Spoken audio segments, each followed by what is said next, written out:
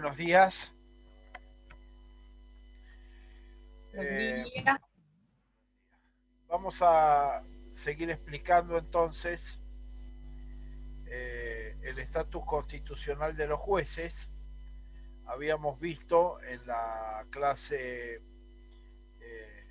del lunes el tema del nombramiento, ¿eh? Cómo ha ido modificándose el sistema de nombramiento, sobre todo de la cuestión de los jueces inferiores.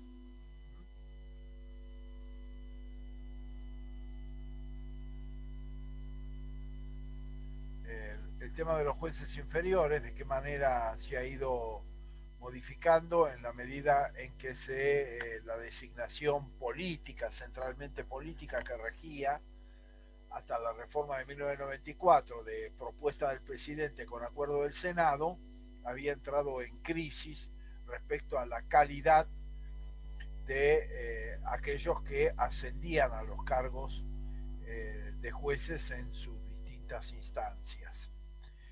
Eso motivó la reforma. Entonces esa reforma establece ternas vinculantes elaboradas por el Consejo de la Magistratura previo concurso público, propuesta de esa terna al presidente de la República, la posibilidad de que el presidente elija a cualquiera de los tres ternados como candidato propio para remitirlo luego al Senado para su acuerdo.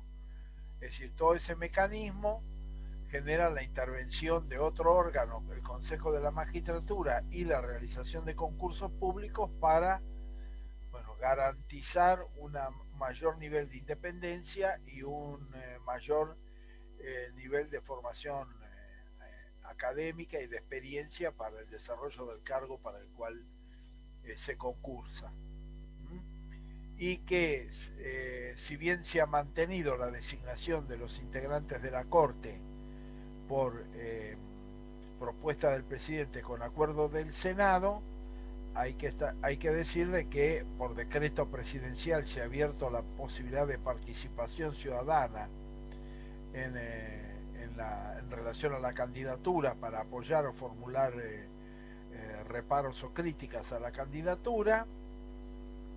Y por el otro lado, como la Constitución ha fijado audiencias públicas, tanto para la designación de los jueces como para la designación de los integrantes o miembros de la Corte Suprema, estas impugnaciones, estas críticas o estos apoyos se pueden reiterar también en la instancia del Senado. Lo que sí existe respecto a la aprobación de candidato a la Corte o de jueces inferiores en el Senado es una diferencia respecto a las mayorías exigidas. Es decir,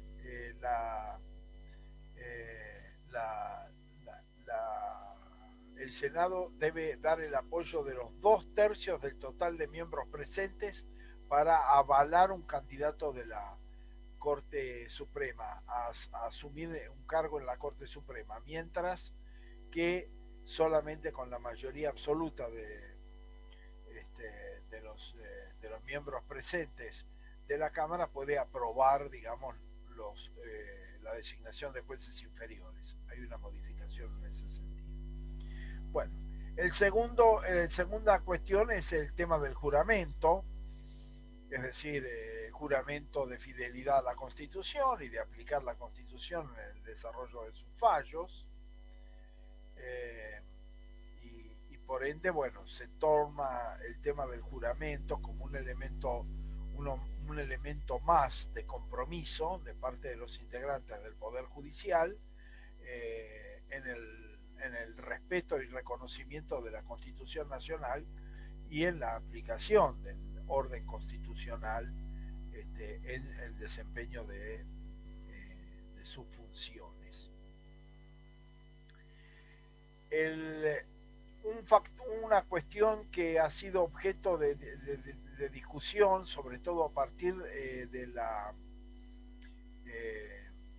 reforma de 1994, es si el límite de 75 años que establece la Constitución Nacional como límite de edad para el ejercicio de la función jurisdiccional y la necesidad, superado los 75 años, de una nueva de un nuevo acuerdo del Senado Nacional para continuar en el cargo, si afecta o no el régimen de inamovilidad que establece nuestra Constitución. En primer lugar, tenemos que decir que la regla general de inamovilidad establece que los jueces permanecen en sus cargos mientras dure su buena conducta. En el caso particular de la Constitución Nacional, históricamente, cuestión que se sostiene hasta la actualidad, es decir, después de la reforma del 94, la Constitución sostiene lo que se llama la inamovilidad absoluta, es decir, solamente en el caso de mala conducta puede un juez perder su cargo.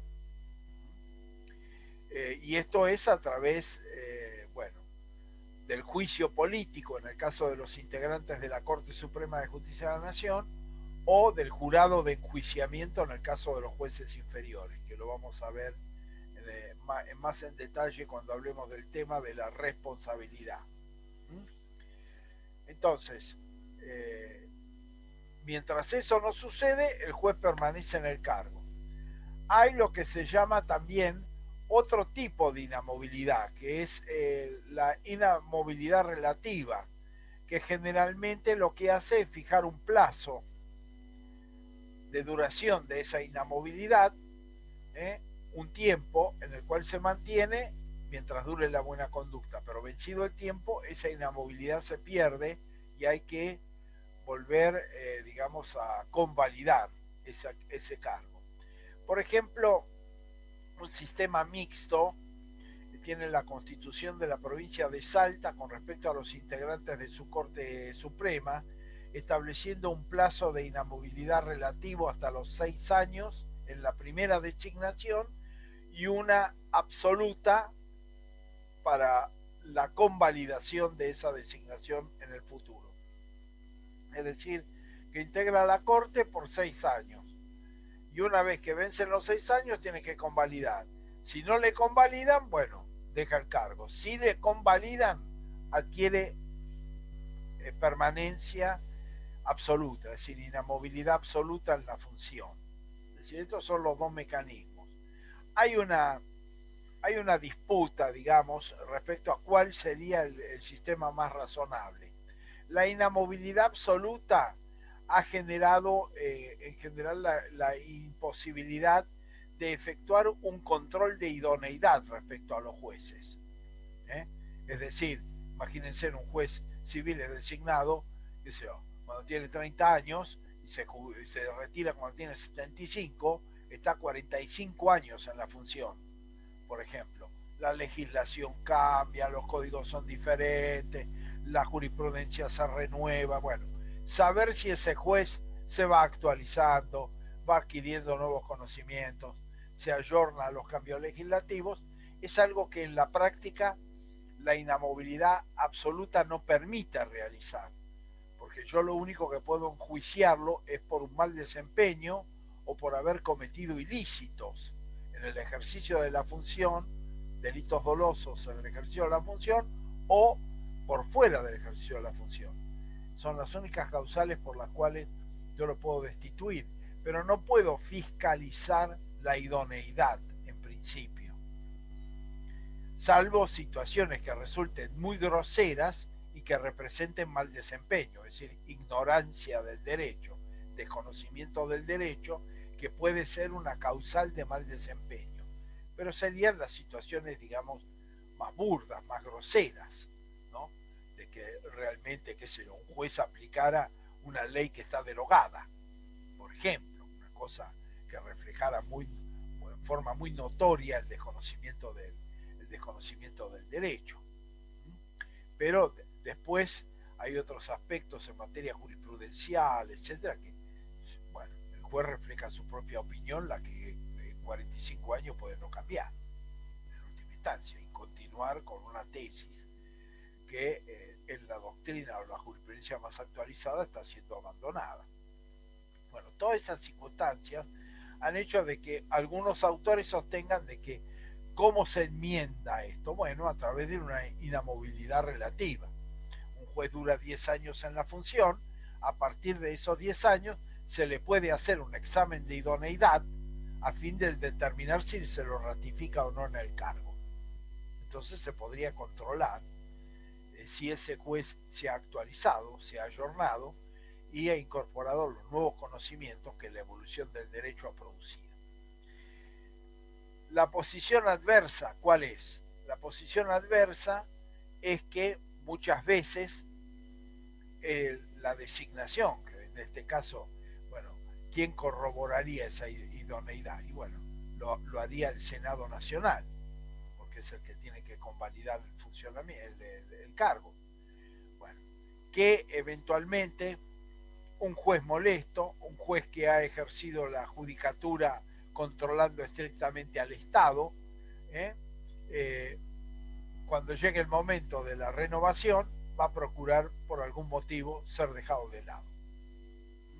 Entonces que esas formas de renovación pueden afectar la independencia de los jueces y eventualmente condicionar sus fallos a sabiendas de que ese mismo poder político en un tiempo tiene que volver a ratificarlo en el ejercicio de las funciones. Entonces también, bueno, los que dicen, los que favorables a la estabilidad de carácter absoluto, es que eso es lo que más efectivamente garantiza la independencia de los jueces. La relativa podría generar dudas o podría generar situaciones de persecución encubierta a determinados funcionarios judiciales. Eso es una tensión que existe, digamos, en la doctrina, ¿no? Pero nuestro régimen constitucional es claro, federal, en admitir la inamovilidad absoluta y por lo tanto un juez permanece en su cargo mientras dure su buena conducta. La reforma de 1994 va a incorporar una novedad, que es que la duración del cargo de juez designado constitucionalmente dura hasta los 75 años. Que después de eso no es que va a ser destituido, pero necesita una nueva ratificación por parte del Senado Nacional para continuar en el cargo. ¿Cuál es el argumento que se utilizó para limitar la edad de 75 años, que generalmente lo desarrolló en la doctrina constitucional Quiroga-Lavie? Quiroga-Lavie va a decir que con esto lo que se pretende fundamentalmente evitarle a un juez que ha caído en una situación, digamos, de incapacidad física o psicológica para el ejercicio de la función, tenerse que ver obligado a ser sometido a un juicio político y a ser destituido de un modo traumático de su función, aún careciendo de las calidades y de las cualidades necesarias para administrar justicia. Entonces que la edad de 75 años lo que pretende es justamente evitar esas situaciones y eventualmente que los jueces por determinadas circunstancias, es decir, incapacidades físicas o psicológicas, se vean impedidos de continuar en la función. ¿eh? Y en última instancia, también esa posibilidad de contralor, de la idoneidad en el sentido psicofísico, también le corresponde al Congreso Nacional, ¿no? La posibilidad de que sea el Congreso el que declare la inhabilidad de un juez. Esto lo sometería a una situación política enojosa que dice Quiroga-Lavie se podría evitar con esta límite de edad y la posibilidad de que el Senado ratificara o no su función. Inicialmente la Corte Suprema de Justicia de la Nación, en el caso Fait, resolvió de que la edad de 75 años afectaba la inamovilidad absoluta, porque fijaba un límite de duración del cargo ya no vinculado con la buena conducta, sino vinculada con la edad del juez. Y por lo tanto, como la inamovilidad no era un tema habilitado por la Declaración de Necesidad de Reforma de 1993, lo que va a sostener la Corte Suprema en el caso Fait es que a partir de la incorporación del artículo 75, este artículo 75 modifica el criterio de inamovilidad y por lo tanto, al no estar incorporado el tema en la declaración de necesidad de reforma, esa incorporación es inconstitucional. Como ustedes saben, esa situación le permitió a Carlos Fait permanecer en el poder hasta del corte hasta los 94 años. Cuando él planteó la acción ya había superado los 75 años de edad. Entonces hubo un fallo de disidencia que no iba a decir que el dispositivo era inconstitucional, pero iba a decir que como Fait ya había superado los 75 años, ese límite no le era aplicable. Es decir, ese era un segundo argumento para el sostenimiento en la función. Era como el límite es 75, sería aplicable a los que todavía no tienen 75 años en 1994 en adelante. Pero los que ya cumplieron los 75, ese límite no les sería aplicable porque ya habría caído en abstracto, digamos, ¿no? Un límite que no podría tornarse operativo porque la edad ya la había superado y fue un voto, digamos, que si bien entendió que no era aplicable al caso de Fait, sí sostuvo que era inconstitucional el dispositivo. Para la mayoría el dispositivo era inconstitucional y por lo tanto no podía ser aplicado el límite de 75 años. Esto fue lo que resolvió la Corte. Como consecuencia de eso, ese límite se tornó inaplicable y por lo tanto no solamente renovó el cargo Fait, sino que renovaron todo un conjunto de jueces que al cumplir los 75 años, bueno, presentaban un amparo ante la justicia, alegaban el precedente Fait y sostenían de que ese límite no era aplicable y por lo tanto podían continuar en el Poder Judicial. En el interín se va a producir en la Corte Suprema de Justicia de la Nación la renuncia al cumplir los 75 años de edad de algunos jueces que habían dictado el fallo Fait. Porque una característica que también se le reprochó al caso Fait, pero que era que se trataba de un juez de la Corte y eran los propios jueces de la Corte los que resolvían la situación y que por lo tanto había un interés en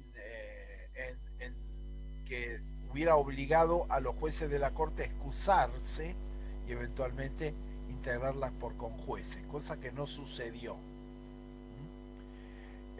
Fueron los propios integrantes, al margen de Fait, por supuesto, que votaron y resolvieron. Ahora bien, en el interreño hubo jueces que cumplieron los 75 años y que habían votado y que renunciaron, sosteniendo de que no querían verse beneficiados por el propio fallo que habían dictado. Eso es lo que se había producido también, de que determinados jueces renunciaron a cumplir los 75 años.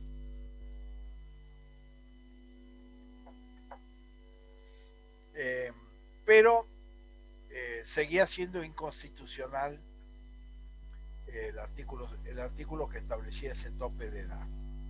Esto cambió cuando, en la jurisprudencia de la Corte, cambió en primer lugar cuando Fait renuncia a la Corte Suprema de Justicia de la Nación, que al poco tiempo fallece, no sé si ustedes recordarán, pero Fait dijo que no le iba a otorgar la presentación de la renuncia a Cristina Fernández. Entonces, cuando se produce la derrota electoral de Cristina Fernández, se presenta la renuncia cuando vence, ¿no?, este mandato. Y poco tiempo después, Fait fallece. Y la Corte va a modificar este criterio interpretativo, porque va a establecer una distinción entre inamovilidad y carácter vitalicio del cargo. Entonces va a decir que la edad lo que está limitando es el carácter vitalicio del cargo, es decir, que no es de por vida, sino hasta determinado tiempo el cargo. Entonces, que lo que afecta no es la inamovilidad, sino el carácter vitalicio. Y por lo tanto va a establecer esa distinción entre el carácter vitalicio y la inamovilidad. Va a decir, los 75 años limitan el carácter vitalicio del cargo, pero no afectan la inamovilidad, porque hasta los 75 años tiene inamovilidad absoluta el juez que está en funciones. El único juez de la Corte que votó en contra, sosteniendo la inconstitucionalidad, fue Rosencraft. El juez Rosencraft mantuvo la tesitura de Fait en su fallo, pero el resto modificó su criterio o su punto de vista. Es decir, 3 jueces de la Corte van a votar a favor de esta tesitura, ¿no? Rosencraft va a votar en contra, es decir, que va a ser Lorenzetti, Rosati y Maqueda los que van a votar en el sentido que antes expliqué. Va a votar en contra Rosencraft y por último Hitton de Nolasco se va a abstener de votar. ¿Por qué? Porque la situación de Hitton de Nolasco fue una situación particular que se dio en la medida en que el amparo por el cual se la sostuvo en la función no fue apelado por el Estado Nacional, a diferencia de los otros casos que terminaron llegando a la Corte, y le permitió mantenerse en el cargo.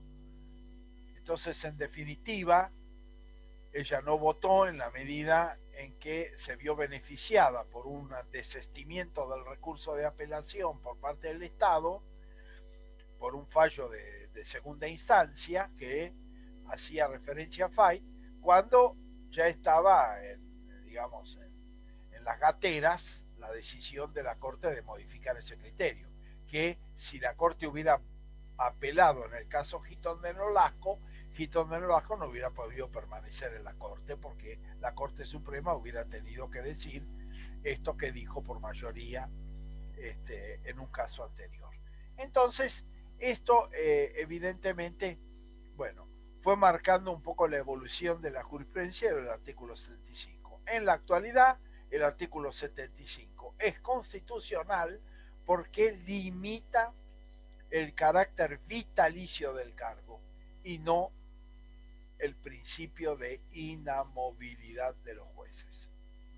En cambio, vuelvo a insistir en Fait, lo que dijo la Corte es que en su mayoría es que afectaba la inamovilidad y que por lo tanto la inamovilidad no estaba habilitada para ser reformada y por ende no podía haber ninguna afectación constitucional a ese principio.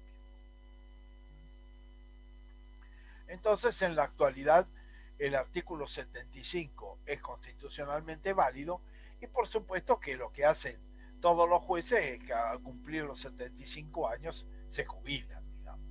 Ninguno intenta un proceso de reválida, porque esto representa siempre un momento de tensión para un juez. Imagínense un juez que está durante 40 años en el Poder Judicial, por ejemplo, en funciones de la magistratura, y resulta que llega a los 75 y el Senado no le convalida la designación. Es un un manchón, digamos, para el ejercicio jurisdiccional después de décadas en el Poder Judicial y una salida deshonrosa de alguna manera. Entonces, nadie arriesga.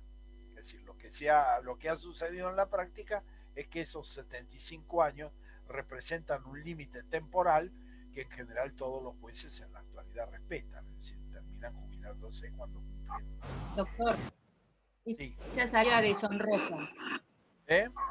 Y Esa salida sería deshonrosa al sueldo, por ejemplo. ¿eh?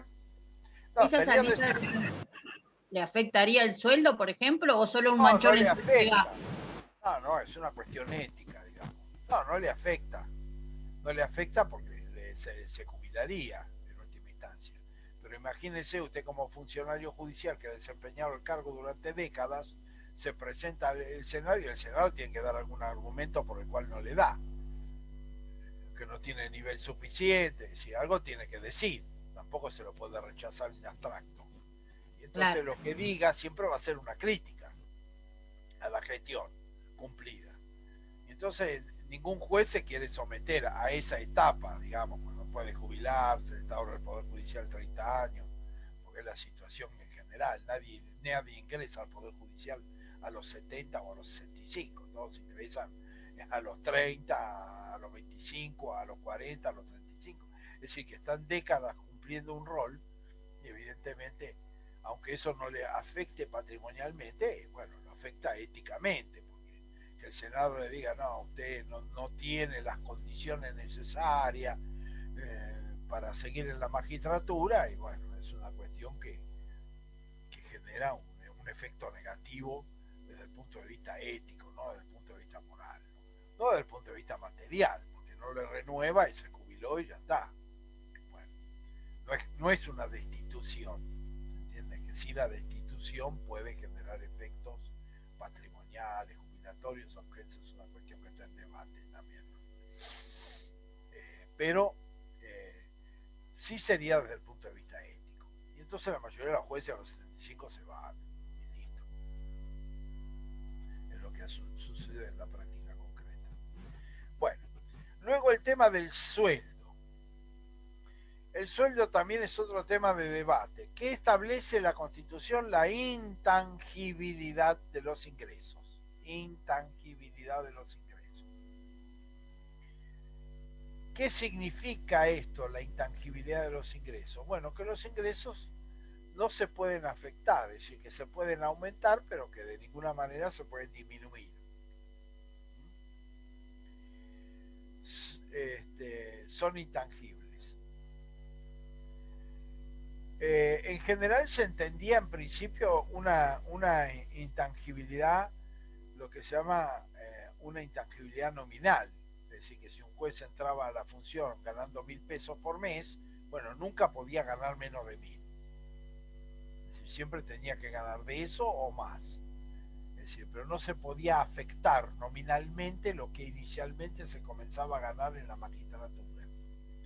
Este era el principio nominal.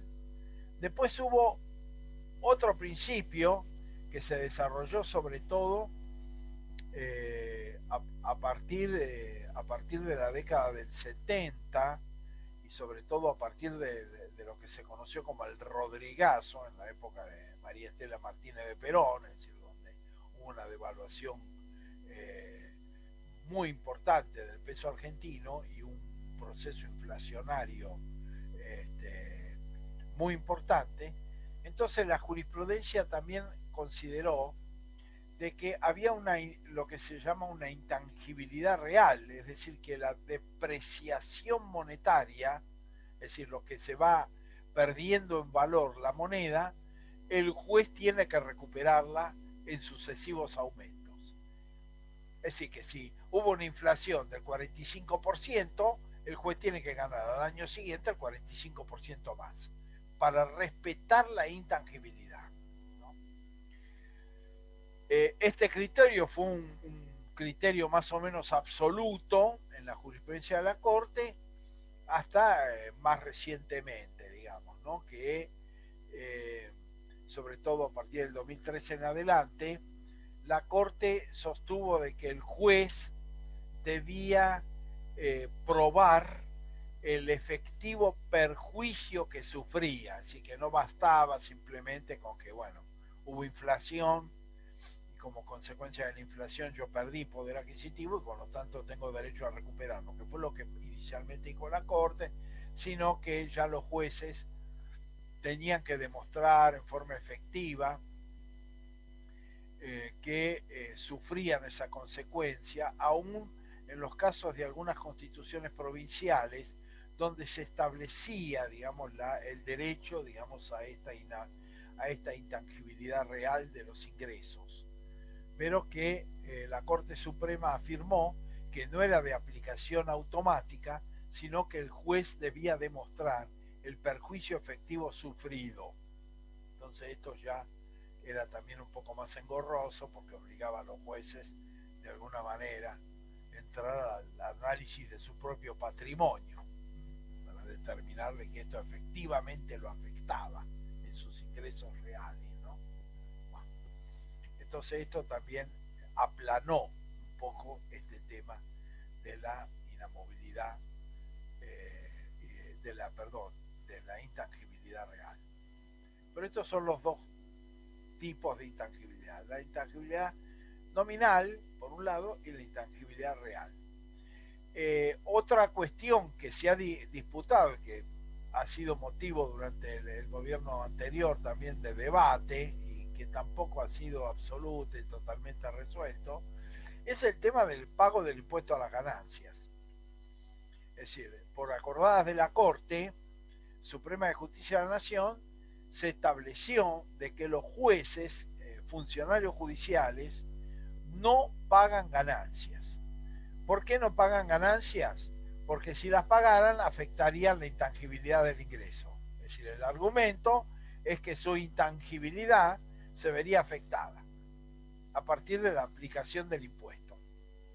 Bueno, esto ha generado, por supuesto, infinitos debates y que han de algún modo demostrado la irrazonabilidad de este privilegio, sobre todo en la medida en que en la Argentina modificaciones del impuesto a las ganancias obligaron hasta a los trabajadores en relación de dependencia, que ganan mucho menos que los jueces, a pagar ganancias, con lo cual todavía esa distinción se volvía más irritante, más enojosa, porque además personas que trabajaban en relación de dependencia y que en el pasado estaban excluidas del pago de ganancias, porque se entendía que el sueldo no era ganancia.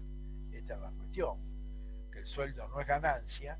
Bueno, en la medida en que fueron incluidos en las legislaciones más recientes, en las reformas más recientes, establecía que, y bueno, una persona, qué sé yo, que gana, qué sé yo, 70.000 pesos por mes, por ejemplo, o 60.000 pesos por mes, paga ganancias, y un juez que gana 250.000 pesos por mes no lo paga. Entonces aparecía como una situación verdaderamente de privilegio frente a esto. Doctor, que existen los gritos que la gente se queja, porque en realidad es inaudito esta situación. Bueno, claro, es una cosa que realmente insostenible. Muchos prometen de que lo van a derogar, pero no lo derogan, porque es un mecanismo de recaudación automática, porque a uno como trabajador ya no le pagan, no es que uno tiene que pagar el impuesto después, ya se lo han descontado. Entonces al Estado le ingresa en forma automática, diferente a lo que puede ser con una empresa, donde hay que demostrar las ganancias, y bueno, entonces las empresas a veces muestran menos de lo que ganan, y el Estado se ve en la obligación entonces de interrelacionar datos para poder determinar si la evolución que se manifiesta es correcta, etcétera, ¿no? Entonces resulta más trabajoso para el Estado cobrar ese impuesto, porque hay todo un mecanismo de evasión que muchas veces el Estado no está en condiciones o no pone la voluntad suficiente como para detectarlo. En cambio, para el trabajador, y bueno, tiene el recibo de sueldo, es tanto, cobró tanto, tiene que pagar este porcentaje, y una vez que uno cobra, ya cobra con el descuento. Es decir, esos fondos fueron retenidos y el agente de retención, que muchas veces es el propio Estado, en relación a sus empleados, a los funcionarios, etcétera, y bueno, ya está reteniendo el impuesto. Entonces no hay evasión posible. Doctor, es lo que tiene que ver con el trabajador en blanco, por decirlo de alguna manera, cuando le descuentan la jubilación, por ejemplo, o la obra social, ¿esto también compete? ¿O esa Bueno, parte, otro? no, porque el tema es el siguiente. En el caso de la jubilación o de la obra social, hay una contraprestación. Es decir, a mí me están descontando eventualmente para poderme jubilar en el futuro. Es decir, recibir una jubilación cuando yo no trabaje. Es decir, hay en juego una contraprestación. Yo estoy pagando una obra social y como consecuencia de ese pago tengo una asistencia médica determinada. Es decir, en esos casos yo estoy pagando o un beneficio futuro o estoy pagando, digamos, un beneficio inmediato. Es decir, en el caso de la jubilación, un beneficio futuro. En el caso de la obra social, un beneficio inmediato. Entonces, hay una contraprestación frente a ese aporte. ¿Entiende? En cambio, el impuesto a la ganancia, y bueno, el impuesto a la ganancia no va a un saco común que al trabajador no le genera ningún beneficio expreso, directo ni indirecto, ¿no? Esa es la realidad, por eso es que se lo está cuestionando también. Es decir, no todos los descuentos compulsivos son arbitrarios. Digamos, no son arbitrarios porque uno obtiene un determinado beneficio, que quien sabe en un momento de la vida no lo valora, porque cuando uno tiene 30 años, dice, hey, bueno, tengo 40 años de vida por delante, papá, yo quiero la plata en la mano, papá. Pero cuando uno llega a los 70, a los 75, tiene dificultades para movilizarse, hey, dice, hey, ahora qué bien me vendría tener una jubilación, una obra social que me cubriera. Y bueno, entonces todas esas cuestiones son diferentes. Pero en el tema tema del trabajador del impuesto a la ganancia, lo primero que se discute es el carácter de ganancia. Porque el sueldo es una retribución. Es una retribución por un trabajo realizado, no es una ganancia. O sea, distinto de un empresario que paga sueldos y retribuye, pero además se queda como una diferencia. Bueno, eso es ganancia. Es decir, yo tengo un producto, lo elaboro con determinado personal, ese determinado personal, bueno, se me lleva el 10%, el 20%, el 30% del total del producto, pero yo después acumulo una ganancia. Pero claramente la plusvalía, doctor, porque si no tu plusvalía no sería beneficioso para el empresario. Eso mismo. Esta es la situación de la plusvalía, digamos. Pero evidentemente el trabajador no gana ninguna plusvalía, es decir, tiene una compensación y muchas veces muy inferior al trabajo realmente realizado y al efecto económico que ese trabajo produce, ¿no? Entonces no es técnicamente. Me equivoco, digo, por ejemplo, yo creo que una plusvalía en el trabajador si hace hora extra no es plusvalía, porque en realidad estoy trabajando más para ganar más. No es un excedente. No, siempre es una compensación. ¿Es una compensación porque yo trabajé 8 horas o es una compensación porque trabajé 10 o trabajé 12? Pero en definitiva es siempre una retribución al trabajo efectivamente realizado. Es decir, esta es la regla general. Es decir, si yo cobro más porque trabajé más horas, y bueno, lo cobro por ese motivo. Pero no es que yo trabajé 8 y me pagan 12. Entonces sí, bueno, lo gané. Gané más trabajando menos. No, no es la realidad. Entonces el carácter de que no resulta ganancia es fácilmente demostrable, digamos. Y ese es el argumento central de oposición a la aplicación del impuesto a la ganancia, que representa justamente eso, al plus, a la ganancia, digamos, a lo que se obtiene como ganancia. Por eso el impuesto a las ganancias, además frente a los ingresos, la ley admite descuentos. Es decir, yo puedo descontar gastos que no constituyen ganancia, para determinar después la cuantía del impuesto. Justamente se puede hacer. Entonces, eso justamente le da la naturaleza de ganancia. Pero toda una serie de gastos que yo voy efectuando son gastos que yo puedo descontar de mis ingresos brutos. Y por lo tanto, a partir de ahí, discriminar qué son ingresos brutos, qué son ganancias. Y a partir de ahí, pagar sobre lo que constituye ganancias el impuesto, ¿no? Entonces, bueno, esa es una de las situaciones. La otra situación que digamos, es más coyuntural, tiene que ver con la escasa actualización de los topes imponibles. Entonces eso hace que cada vez sean más las personas incluidas, porque el tope imponible no se modifica y hay una inflación del 40%, un aumento salarial del 30%, pero el tope aumentó el 20%, quién sabe, o el 10% o el 15%. Entonces son cada vez más los trabajadores incluidos dentro de ese sistema. Esa es digamos, otra situación que es más coyuntural, pero que también está afectando la aplicación del impuesto, principalmente a los trabajadores, ¿no?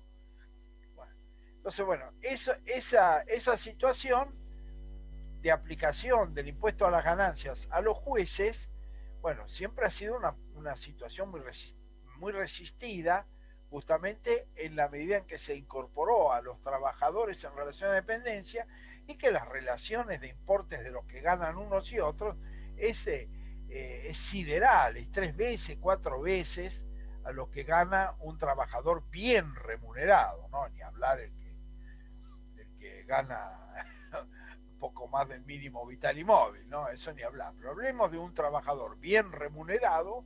Bueno, los jueces ganan 3, 4 veces más que ese trabajador bien remunerado. Entonces resulta absolutamente injusto, inequitativo una situación de esta naturaleza.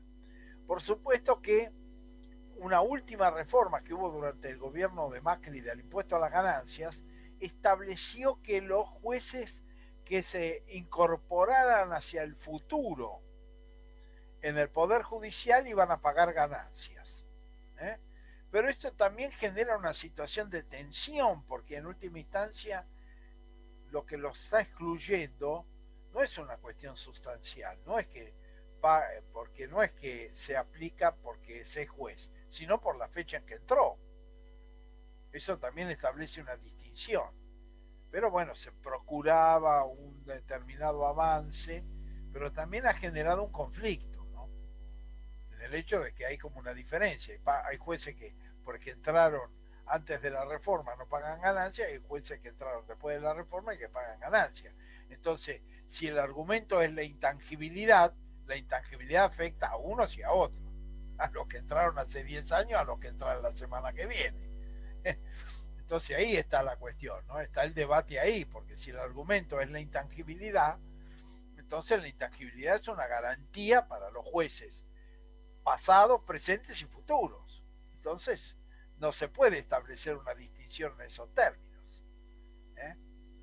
Y si no es la intangibilidad, entonces se generaría un privilegio a partir de jueces que entraron antes respecto a los que entraron después.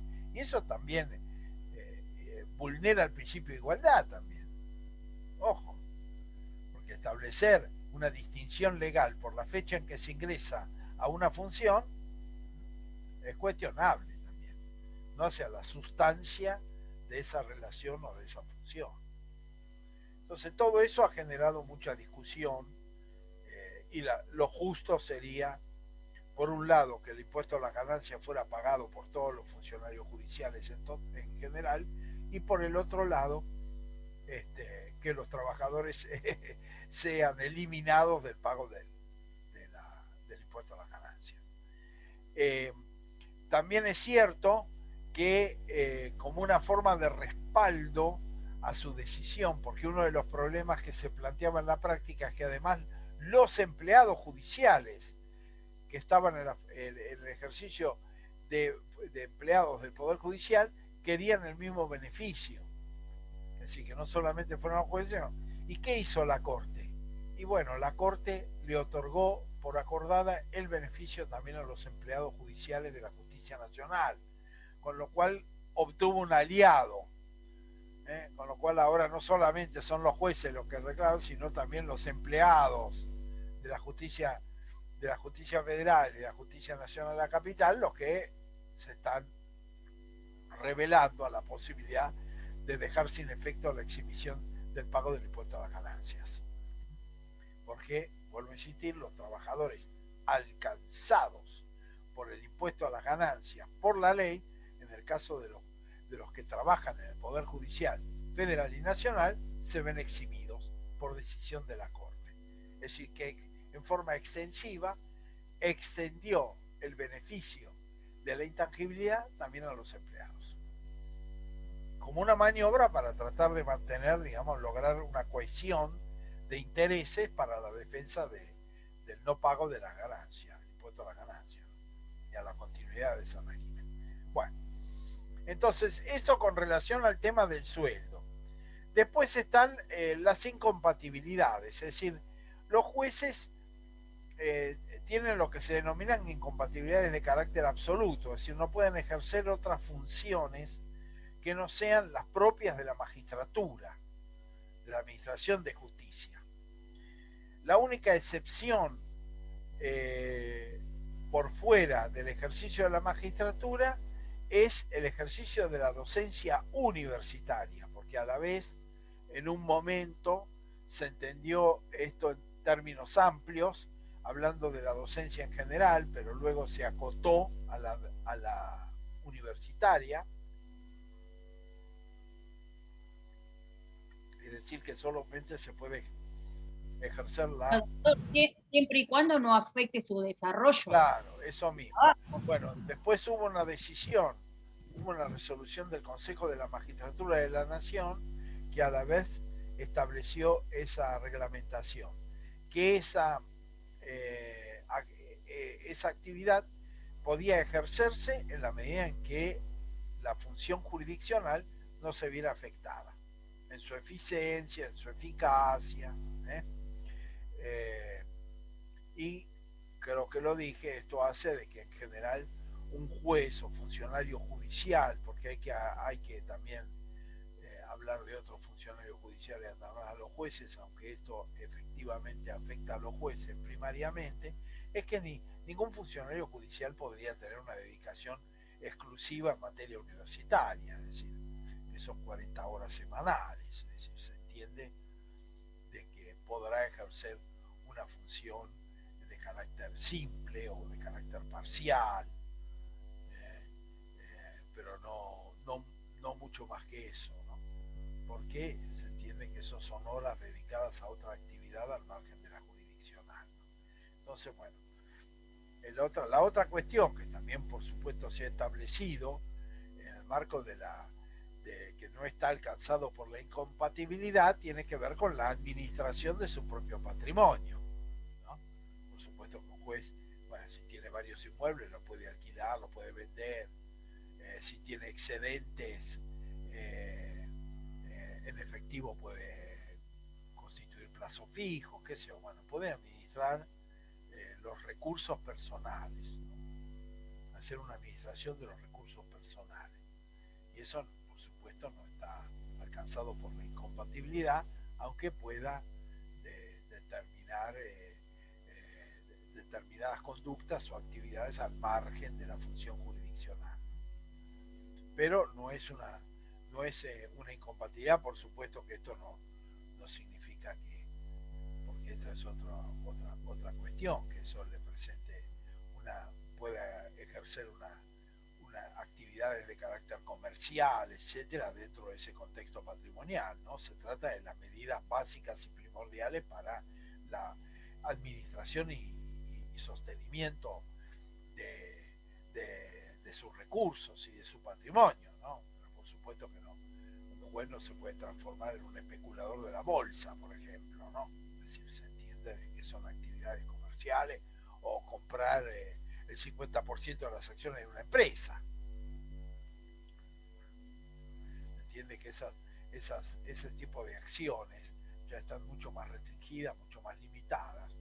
Primero porque pueden afectar la imparcialidad y luego porque, en definitiva, representan una tensión, etcétera, sobre cuestiones no jurisdiccionales a cargo del juez. Entonces, bueno, en principio, bueno, se trata de la administración de sus recursos personales y sobre todo de la preservación de su patrimonio. Eso está autorizado. Y luego la docencia universitaria. Pero al margen de eso, hay incompatibilidad absoluta por parte de los jueces, por ejemplo, ¿no? Es decir, en otro tipo de actividades.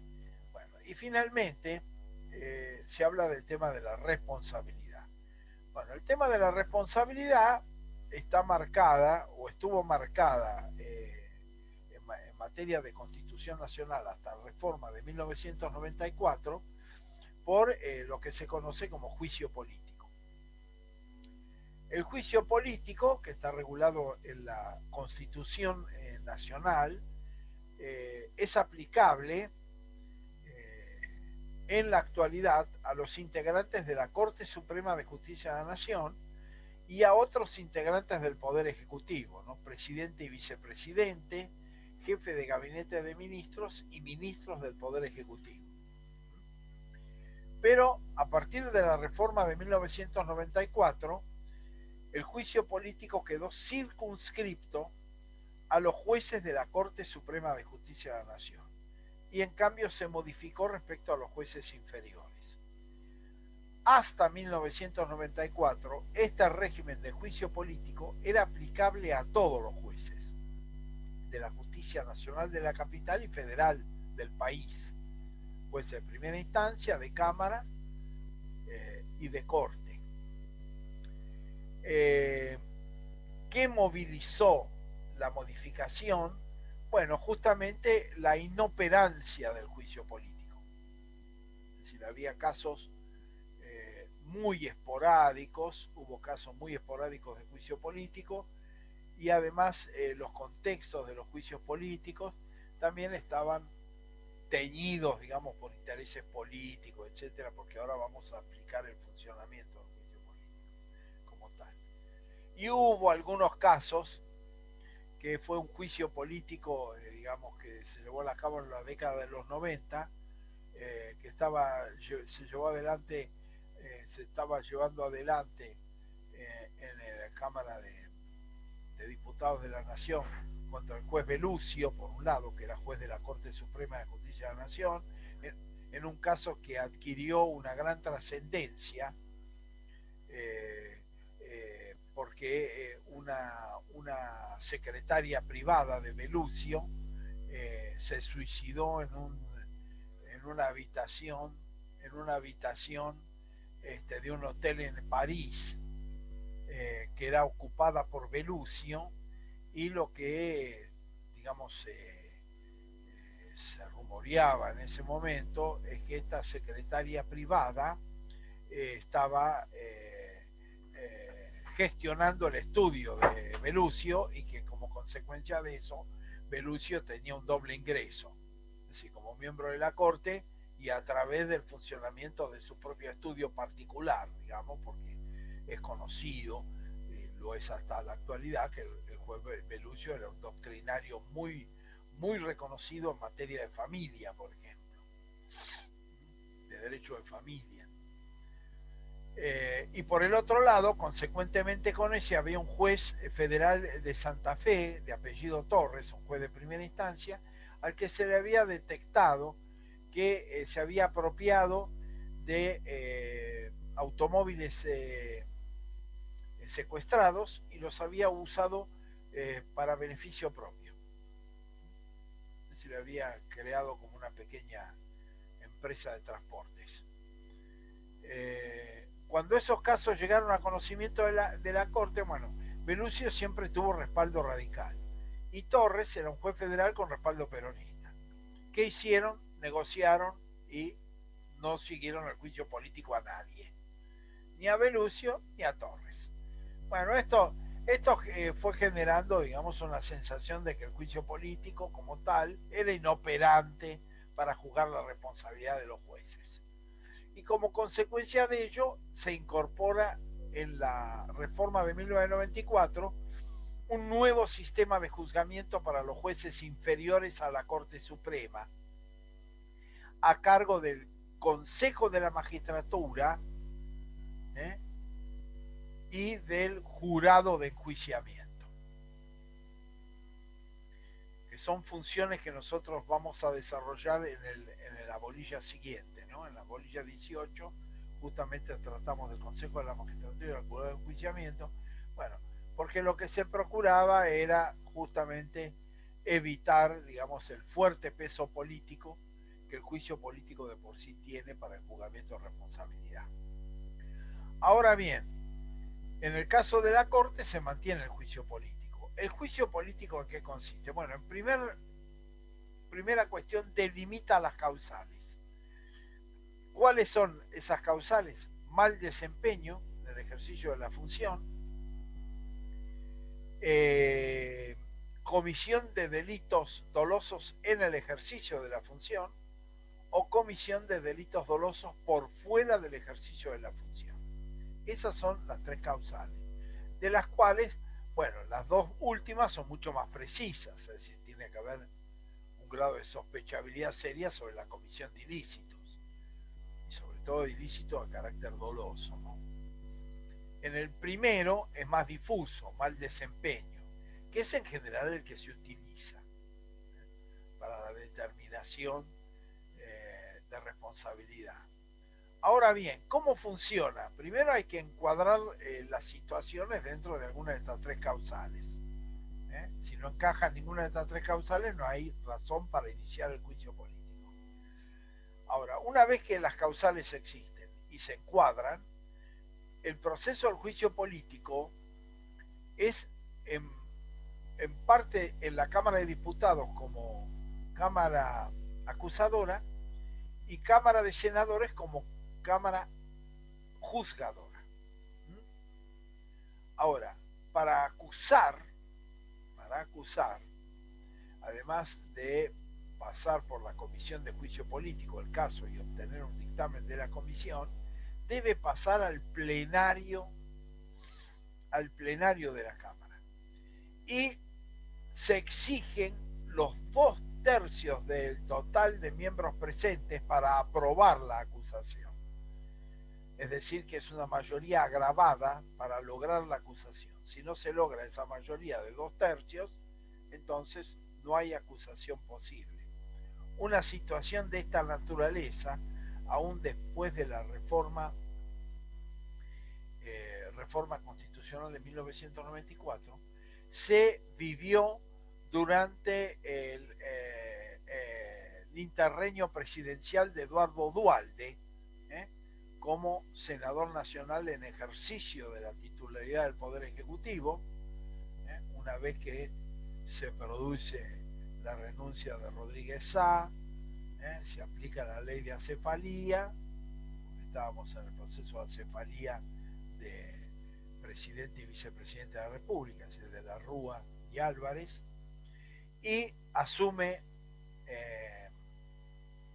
Duhalde como presidente de la República. En ese momento se inicia un proceso de juicio político a algunos integrantes de la Corte Suprema de Justicia de la Nación, y en ningún caso se llegó a los 2/3 en la Cámara de Diputados. Con lo cual es un juicio político que terminó en la nada, digamos, porque como no hubo posibilidad de generar acusación.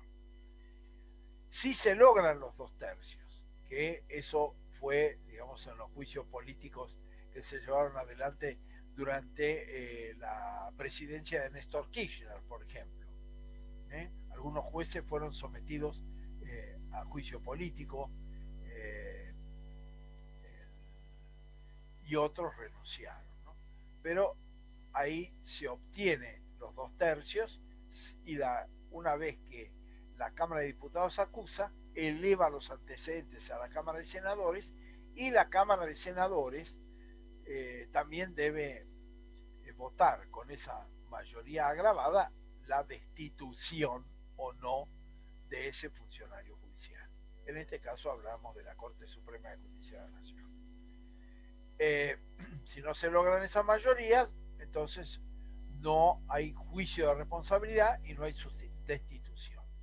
La cuestión básica y fundamental es que el juicio político genera como consecuencia la destitución del magistrado.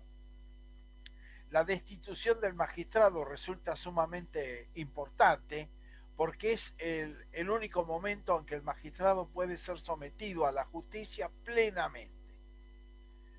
Porque mientras está en la función puede ser sometido a la justicia, pero hay determinadas inmunidades que lo protegen. Una de ellas la inmunidad de arresto. Por lo tanto, un juez no puede ser llevado en forma compulsiva a los estrados judiciales, porque tiene inmunidad de arresto. Una vez que es destituido, entonces pierde esas inmunidades y por lo tanto queda plenamente sometido a los órganos jurisdiccionales competentes. Pero el juicio político no aplica otro tipo de sanción más que la destitución. Es decir, este es el efecto que tiene el juicio político. Pero como su nombre lo dice, y por los órganos que lo llevan adelante, por supuesto que es un juicio político que exige las mayorías partidarias necesarias para votar la acusación o votar la destitución. Entonces es claramente un mecanismo que, como su nombre lo dice, es un juicio político. ¿Por qué? Porque es un poder político el que lo decide. Y un poder político no en términos genéricos, en términos partidarios. Si un determinado partido decide proteger a un determinado integrante del Poder Judicial, en este caso de la Corte, no da su voto para los 2/3 y con eso lo protegió. Esto hace también a otra cuestión colateral, esta diferencia de juicio político con respecto a un juicio jurisdiccional. Es decir, ha dicho la jurisprudencia en forma reiterada y la doctrina que el juicio político no constituye prejuzgamiento para el juicio jurisdiccional posterior.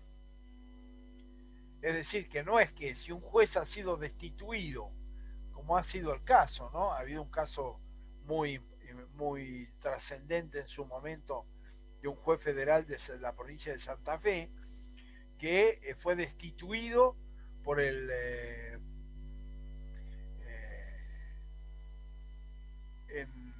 como autor responsable del homicidio de su hija, por ejemplo. Pero a pesar de eso, el proceso judicial posterior terminó con su absolución. Terminó con su absolución por prescripción. Es decir, que no necesariamente esto representa. Ha habido casos también de jueces que sospechados de mal desempeño por un enriquecimiento indebido, que después van a la justicia y no los condenan por esos delitos, ¿no es cierto? Es decir, porque son juicios de distinta naturaleza, uno claramente político, el otro jurisdiccional, y por lo tanto el juicio político lo único que hace es habilitar plenamente el juzgamiento de ese funcionario judicial, de ese juez, someterlo plenamente a la justicia, pero después la justicia puede resolver aún en contra de las razones o las motivaciones que dieron lugar al juicio político y a su destitución. Bueno, este carácter político del juicio, bueno, ha hecho fundamentalmente que al menos con relación a los jueces inferiores, el sistema se modificara, se cambiara y no sea exactamente el mismo. ¿Por qué? Porque la función de acusación la lleva adelante el Consejo de la Magistratura. Y el Consejo de la Magistratura está integrado por representantes del Poder Ejecutivo, de la Cámara de Diputados de la Nación, de la Cámara de Senadores de la Nación, de jueces, de abogados y de académicos. Es decir, una multiplicidad de sectores, no voy a entrar ahora a describir las formas de esta composición porque lo vamos a ver en el módulo siguiente. Pero ya no es solamente partidos políticos o diputados o senadores pertenecientes a partidos políticos determinados, sino hay representantes de los jueces, representantes de los abogados, representantes del sector académico, además del sector político partidario, es decir, diputados, senadores y Poder Ejecutivo Nacional. Entonces esto amplía la vista y por ende, bueno, la reglamentación establece que son los 2/3 de los presentes los que deciden acusar a un juez inferior ante el jurado de enjuiciamiento. Y a la vez ese jurado de enjuiciamiento también contiene representación de diversos sectores, además del sector político. Con lo cual lo que se ha pretendido es que la decisión de juzgar, es decir, de acusar, y la decisión de condenar, es decir, de destituir, sea adoptada por un conjunto de intereses diversos que no sean los exclusivamente políticos. Pero piensen ustedes que por lo menos en el caso particular de la Argentina, el viejo sistema fue muy poco operativo, ¿no?, de juicio político. ¿Por qué? Porque los jueces se designaban por decisión del presidente de la República y se corroboraban por decisión del Senado.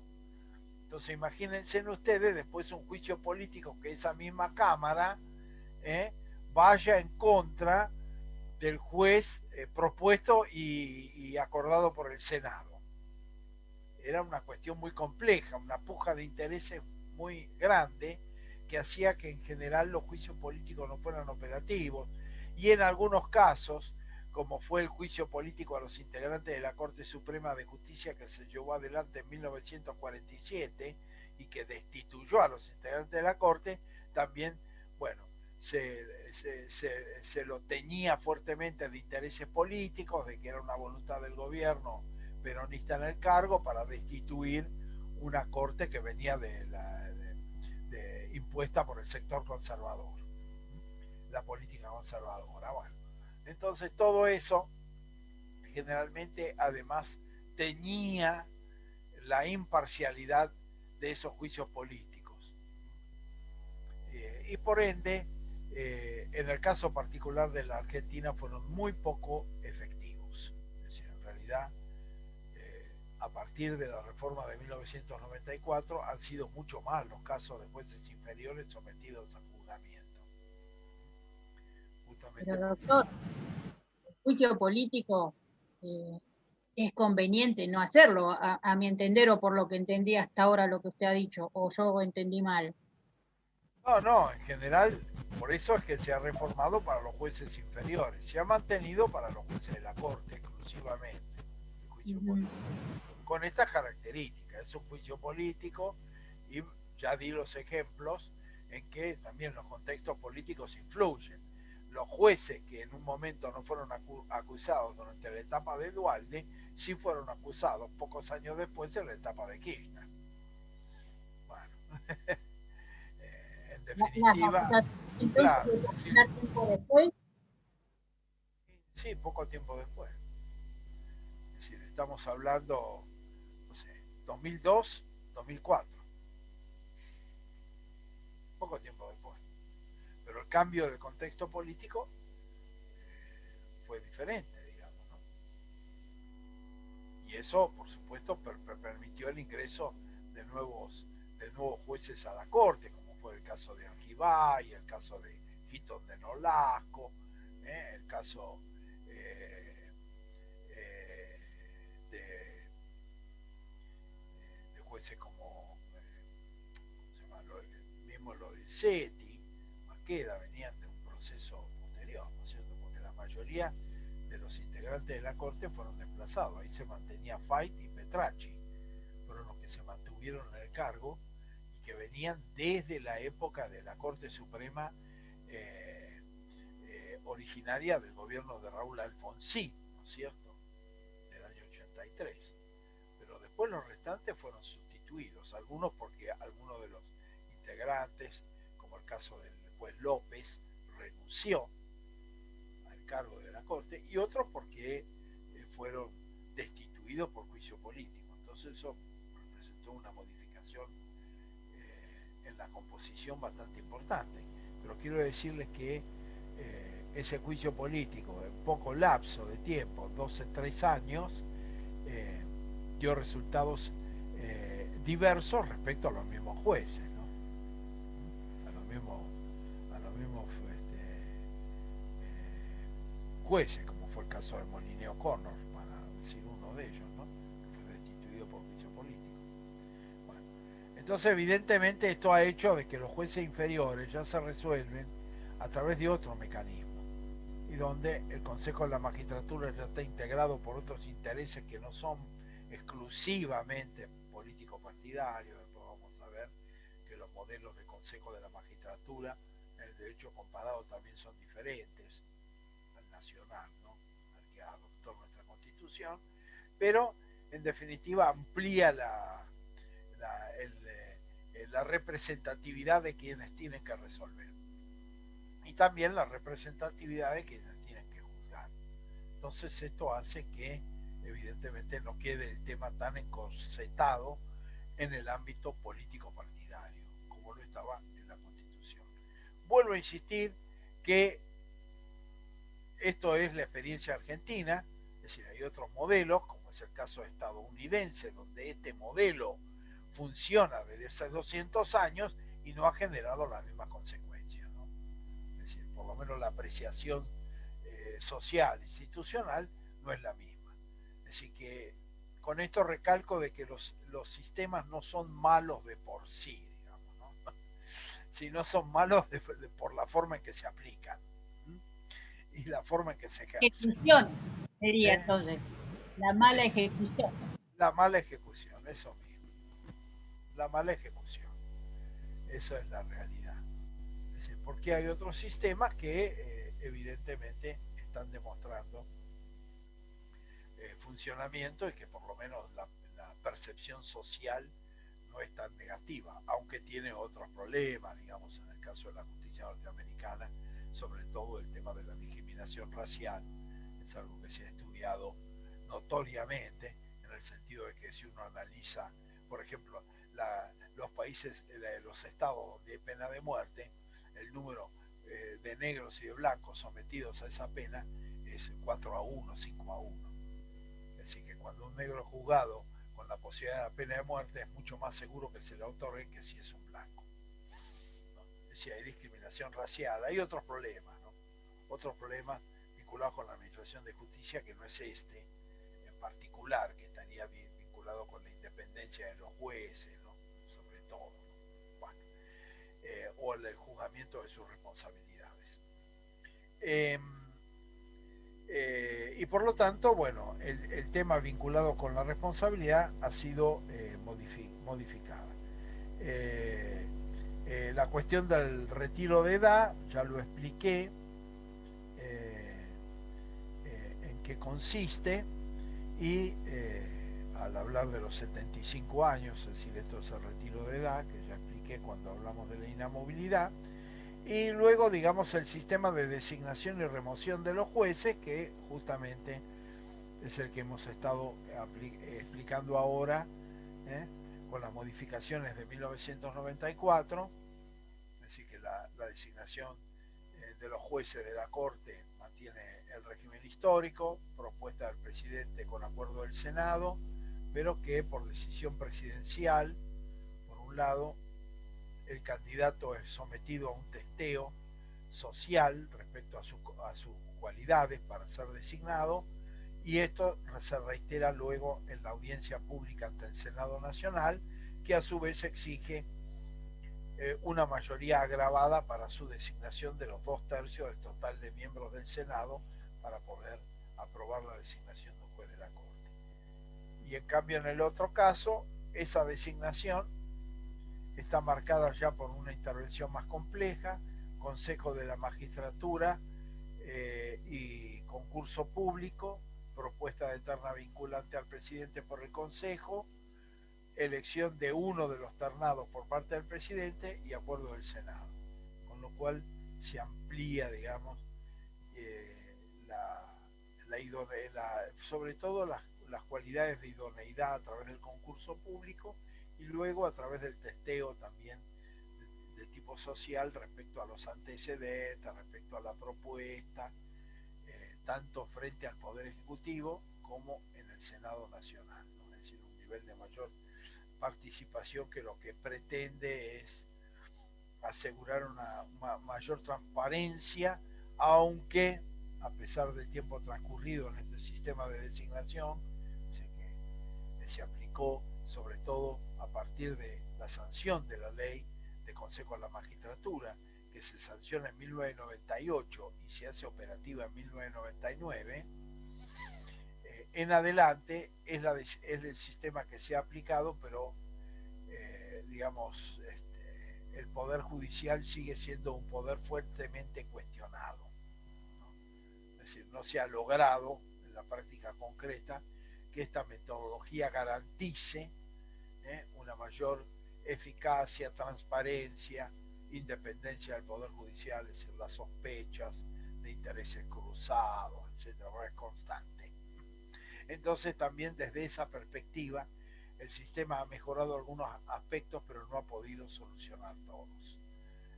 Hay cuestionamientos que perduran en el tiempo respecto al rol del Poder Judicial, aún con estos cambios en el proceso de designación o con estos cambios en los procesos de destitución, ¿no? De la posibilidad de determinar su responsabilidad. A pesar de todo eso, el funcionamiento efectivo del Poder Judicial sigue generando mucha inquietud social y rechazo de la sociedad.